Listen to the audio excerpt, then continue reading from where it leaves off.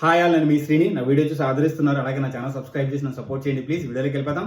విశాఖపట్నం అంటే సముద్రం అన్నా గుర్తు రావాలా, లేదంటే వాసు గుర్తు రావాలా? మట్కా. వరుణ్ తేజ్ కొత్త మూవీ టీజర్ కొన్ని గంటల ముందు రిలీజ్ అయింది. టీజర్ అద్భుతంగా ఉంది, నన్నైతే మిస్మరైజ్ చేసింది. ఒక కొత్త కంటెంట్తో మన ముందుకు వస్తున్నాడు వరుణ్ తేజ్. వరుణ్ తేజ్ అంటేనే ఎక్స్పెరిమెంట్స్కి పెద్దపీట వేయడంలో ముందు వరుసలో ఉంటాడనమాట. అతను ప్రతి మూవీలో కొత్త వేరియేషన్ ఉంటుంది. గాజీ కానీ, కంచే కానీ, రీసెంట్ ఆపరేషన్ వ్యాలంటైన్ కానీ ఏదైనా చూడండి, ఒక కొత్త వేరియేషన్ ఉంటుంది. కొత్త వేరియేషన్స్తో జనాల ముందుకు వచ్చి హిట్ కొట్టడంలో ముందు వరుసలో ఉంటాడు. ఇది కూడా ఆ లెవెల్లో ఉండబోతుంది అనిపిస్తుంది. దీంట్లో మనవాడి క్యారెక్టర్ అద్భుతంగా ఉంది, ఆ క్యారెక్టరైజేషన్ స్పెషల్గా ఉంది, డైలాగ్ డెలివరీ సూపర్గా ఉంది, స్క్రీన్ ప్లే ఒక రేంజ్లో ఉన్నట్టు అనిపిస్తుంది ట్రైలర్ చూసిన తర్వాత. ఇది 1958, 1982 మధ్య జరిగిన సంఘటనలు బేస్ చేసుకుని ఈ మూవీ తీశారు. అంటే వైజాగ్ని బేస్ చేసుకుని ఒక గ్యాంగ్ వార్ నడుస్తుంది.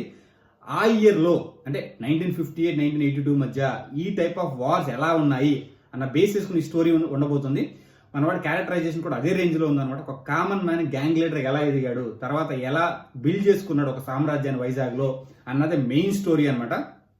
ఒక కొత్త వేరియేషన్ చూపిస్తున్నాడు మనకి. కొత్త వేరియేషన్ అంటేనే జనాలు ఇష్టపడతారు. జనాలు ఎప్పుడు కూడా కొత్తదనాన్ని కోరుకుంటాడు. ఏ కొత్త మూవీ వచ్చినా కానీ ఆదరిస్తారు, హిట్ చేస్తారు. సో ఈ మూవీ కూడా హిట్ అవుతున్న నమ్మకం ఉంది. ట్రైలర్ చూసి చెప్పడము చాలా కష్టము, ఎందుకంటే చాలా మూవీస్ ట్రైలర్ అద్భుతంగా ఉంటాయి, మూవీకి వెళ్ళేటప్పటికి డిజాస్టర్ ఉంటాయి. కానీ ఈ మూవీ కొంచెం డిఫరెంట్గా ఉండబోతుంది అనుకుంటున్నాను. అది కూడా వరుణ్ తేజ్ ఒక స్టోరీ ఎంచుకున్నాడు, ఒక వేరియేషన్ ఎంచుకున్నాడు అంటే ఖచ్చితంగా దాంట్లో కంటెంట్ ఉంటుందని చాలాసార్లు ప్రూవ్ అయింది.